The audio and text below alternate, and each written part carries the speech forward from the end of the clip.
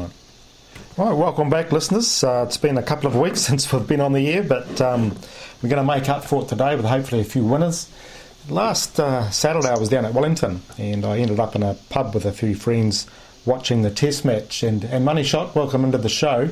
I was actually, in the last 5 minutes there, having the ticket to this test in my back pocket. I was actually cheering for the Lions to get up in the last 5 minutes to make this test more interesting. But could you see that upset coming, Money Shot? Well, not at the start of the match. I must admit, in my little picking comp, I did take the Lions plus 14 and a half, I think it was. So I thought it would be closer, given that was mainly around the weather conditions. But obviously, the critical moments of the red carding, etc., made it much closer. And hey, sometimes the theatre of sport, there was certainly plenty of twists and turns in the plot of that game, and it has definitely made this week's test match much more intense and I'm sure much more of greater interest to everyone, really. So we'll just cop that loss on the chin as an All Black fan and look forward to this week's match. And I've said to a few people this week, Neil, 7 days is a long time in the life of a sports person. It's definitely a long time in the life of a punter. Yep. So all the naysayers and the doom and gloom merchants who were out in force on Saturday night and Sunday, we'll see how they front up next weekend or this weekend coming if the All Blacks do happen to win. Yeah, I know you've got to make a compelling case why they should win on Saturday as well, and we'll touch on that in part 3. And last week at the races at Hastings, Just Ishy was lengthed out by bookies to $3.60 to 9:30 on Saturday morning, and with the other main danger having missed a week's work, it just looked a terrific bet. And gee, have you ever seen an easier steeples winner? No, he literally didn't move on it till after the last jump, did he? Very impressive win, and probably will go to Trentham now next weekend for the Wellington steeplechase. And he won on the figure 8 in that rather controversial race a few weeks ago. I can't really see him getting beat in that race either, Neil, even the extra weight and all. Very impressive performance, and onwards and upwards. It wasn't a hurdle race at Hawke's Bay, though, a spectacle to behold. Sort of at the 300 metre mark, there's about one of 8 horses that all within a length or two of the lead and all challenging. That was a magnificent spectacle, that's for sure. Yeah, it was great racing in that race. It must be terrific to be a hurdles rider or a jumps rider and a finish like that where everyone's got a chance and you think, come on fella, just jump this last one nicely for me and away we go. But Kip Keino, that was a terrific one. And we didn't have a chance to touch on the Tauranga Punters Challenge, won by a chap called John Gray, good racehorse, about 3 weeks ago, and we posted a story about him on YouTube, about how he got there, and I got the letter about the summary of the day, and he must have been really pleased. You were organising it, and he must have been really pleased with that turnover and how it went on the day. Yeah, no, the punters competitions, they certainly generate interest, and at the end of the day, when you think about it, all punting is really one person's opinion versus another person's opinion. So, exactly. You can sit at home and you can make money and have the comforts of home, but there's something about it, and I noticed you were getting into it, Neil. You were up there right amongst the contenders for quite a while, and that competition aspect where you're eyeballing your competitors in the room and you can see sort of the vibe after each race as to whether people are happy or sad, and that's the spirit of competition which these punters competitions do bring out. So it all seemed to go pretty well. So Tauranga here, we're continuing ours, and actually there's a new competition on the circuit. Give people plenty of warning. October the 21st, I think it is, Rotorua are running their punters competition with a $10,000 first prize. Crikey. So people in the northern region, mark that one down. Get along to Rotorua on the 21st of October, 2 weeks after the big one, obviously, in Hastings, the New Zealand Punter of the Year. Yeah, that's good to know. Okay. And when I was at Tauranga too, I was tweeting out videos of post-race comments from riders, and I got a lot of feedback from that, and I found it quite useful for myself too. So hopefully I can, next time I go to a race meeting, I'll try and do that again, and good information for it was good. All the jockeys were pretty accommodating, weren't they? Oh, they were. Some are better than others, but, you know, you can imagine them coming back from a hard race covered in mud, and the horse maybe didn't do as well as they would have liked it to, so you've got to take that into account. But most riders were really good, so it was terrific. Yep. Do you think you could do that on Saturday night at Eden Park if you stand by the entrance to the changing sheds with a microphone as the players coming off the field? Oh, I never know. I might give it a try. Yeah? I've got my Lions jersey on there. I'll be wearing my 2005 Lions jersey. Don't know if that'll look official enough, but I might get a fluorescent jacket or something. And I remember I was at the 1980 something when the tourists were coming. The South African game was on against the All Blacks. 1981 Springbok tour. That's the one. Yeah. And with the aeroplane at Eden Park. Yeah, and I'm convinced, I just can't remember clearly though, but before the game there was a chap dressed up as a referee, and he ran onto the field and grabbed the ball and took off with it. Do you remember that? I was only 9 years old back then, Neil. That's a few years ago. But no, you can. I do remember that game for the intensity of it, because of course it was the series decider, much like we've got again on Saturday night. So Alan Houston was the hero in the third test, but and all I remember is the plane flying above and the flower bomb hitting Gary Knight, and but no, you can get away with a lot if you're dressed in a white coat or a referee's outfit. These days you see the players get off the bus, they all have to have their ID credentials, so not quite so easy to get onto that pitch without the proper ID these days. Neil, don't think about going for a streak on Saturday night, okay? No chance. Actually, on that day, I was at the game, and my older brother was outside protesting, and my sister's husband was a cop combating him. So it was had all bases covered, but it was a great day. Really enjoyed it. Rightio, back with part 2 with our preview of Ruakaka. 2 thoroughbred meetings in New Zealand tomorrow. Saturday, Ruakaka is our focus, Neil, in the 5th race on the card. The North Pine Waipu Cup, the Open 1600. Small field, only 6 in it, but a relatively even field, and some three of the 6 have been last start winners, and I think you're going with one of the last start winners right down the bottom, number 6, Spider. Yeah, course specialist, 4 wins there off 7 attempts. He's just strengthened up ever since his fresh up one. He just looked stronger, so I thought, well, 54 kgs, drawn nicely, get a nice run, and I think just with the weight advantage against horses that have been around a while, I think 330 is probably about right though in a tricky little race. Amarola, good win last start with that big weight, so you know he can carry the weight. Probably fitter. What do you think? I'll stick with Amarola. Just narrowly beaten 2 starts ago on the track.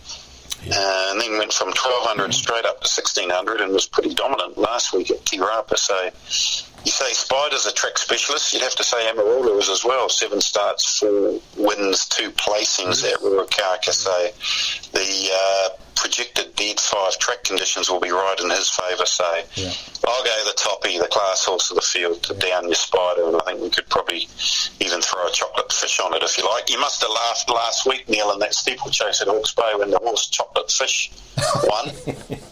He won well too. No, I'll take on for Chocolate Fish there, Spider. Yep, 6 kgs advantage and nicely drawn.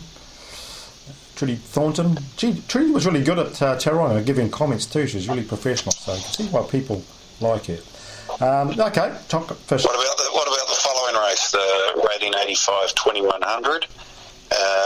Bit of a slightly 9 starters at the moment. $2.80 favourite Greencast. You're in the Greencast camp, Neil? Yeah, I am, especially after running a good second to Francis Drake. And he would improve with that run, and Francis Drake has since won easily since that race, so you'd have to think Greencast will go forward, get a good run, and 280 is probably a bit short in this sort of field, but no, he looks the one to me. You agree? It's not a race I'd be getting too excited about, so I'll take your recommendation there. Yeah.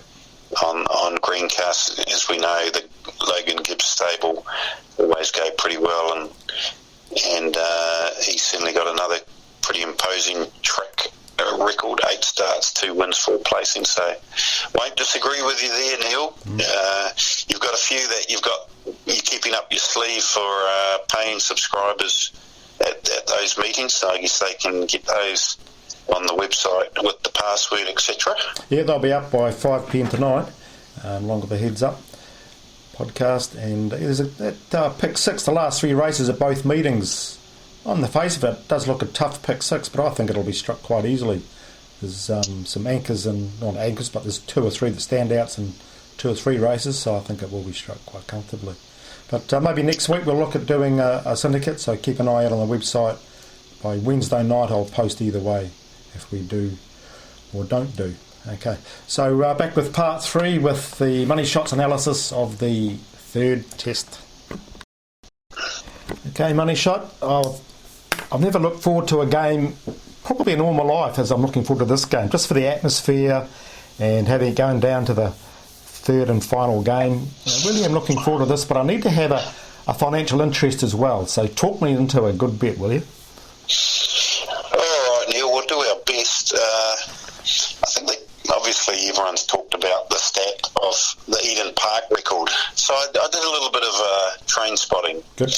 Since 94, where we lost to the French and then drew the very next game at Eden Park to Springboks, the All Blacks have played 38 games at Eden Park and they've won 38, lost none. Jeez. But if you delve deeper, the winning margin has only been a single-digit figure 5 out of those 38 times. So 33 out of 38 times we've won by 10 points or more. Now, Eden Park generally only gets used for the big games because it's the biggest capacity. Okay, yes, there's the odd exception, a la the Samoa game a couple of weeks ago.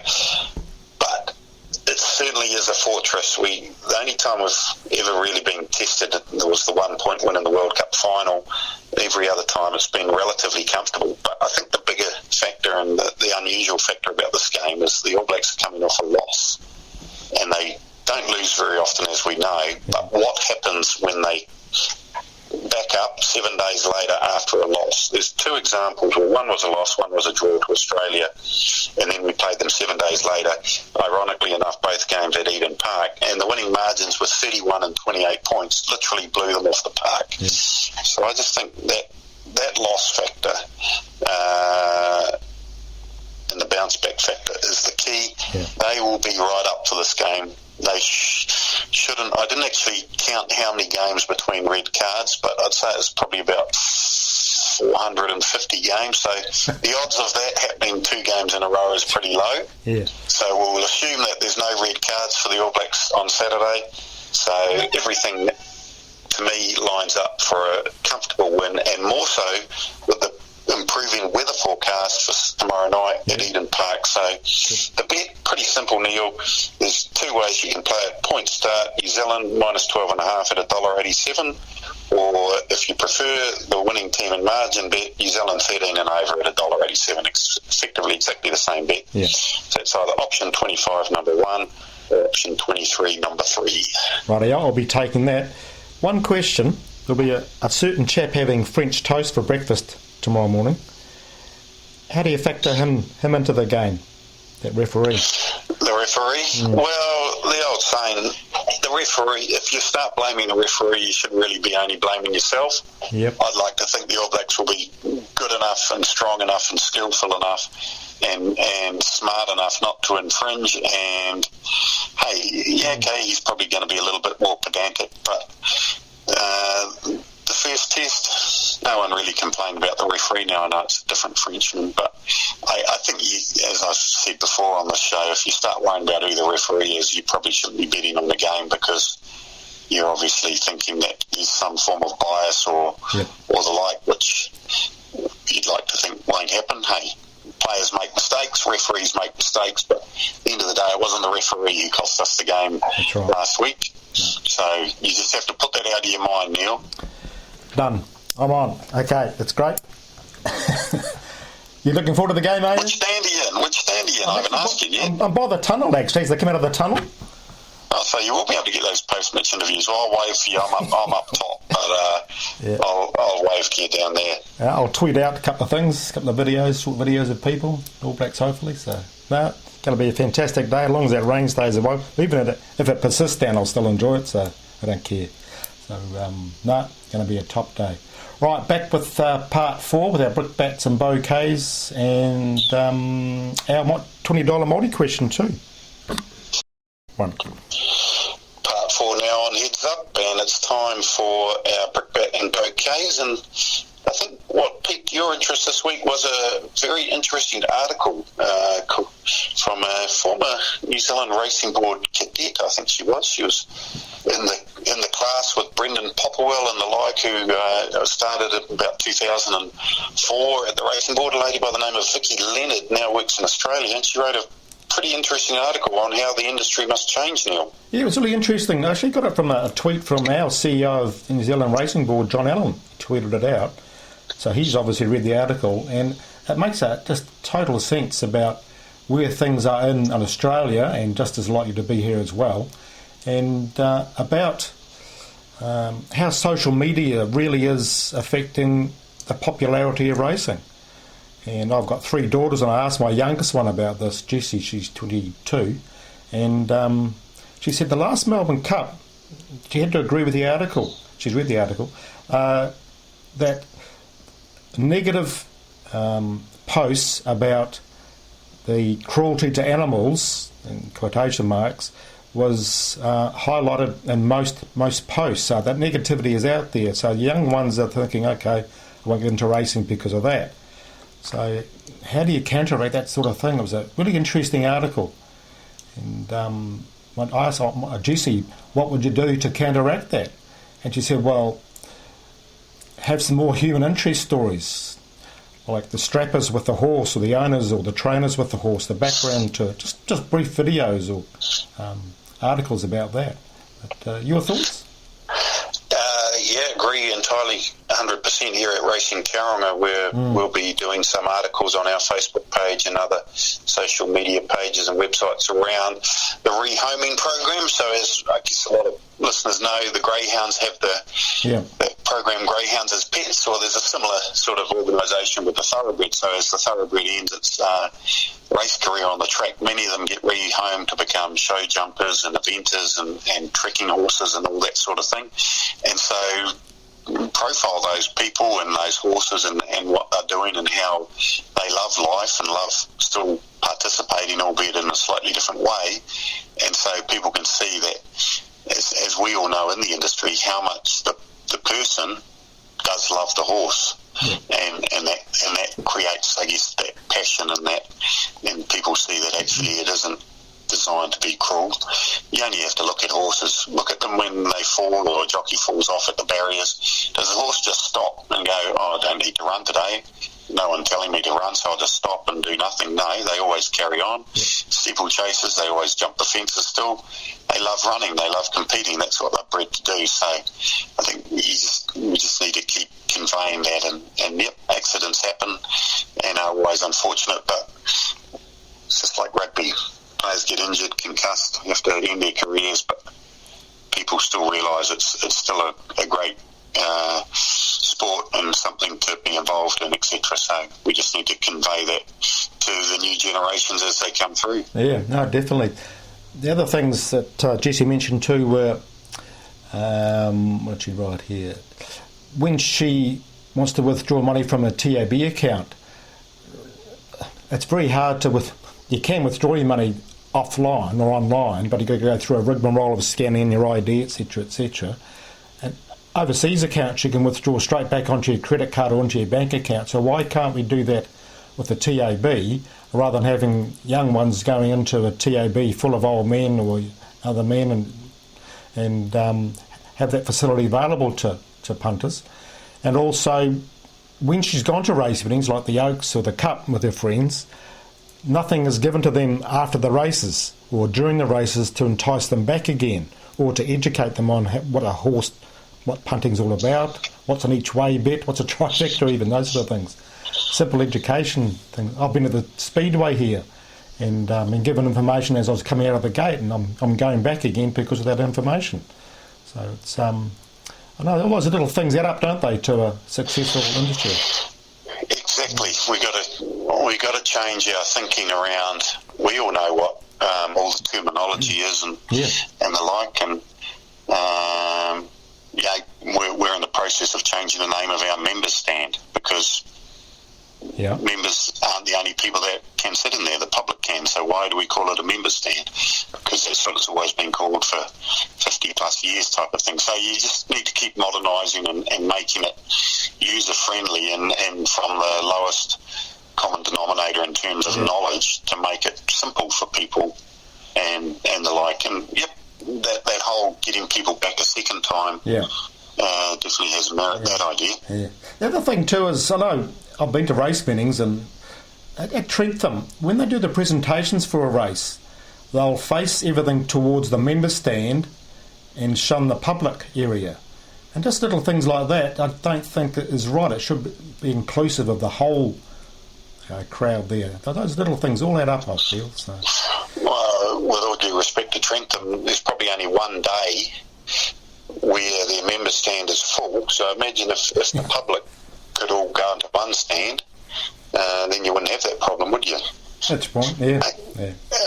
But we'll save that discussion for another day. But yeah, exactly. It's just thinking of, just because it's the way it's always been done doesn't mean to say it should be the way that it continues. Yes, tradition and history is important, but also you need to move with the times. You see it in all sorts of different sports and entertainment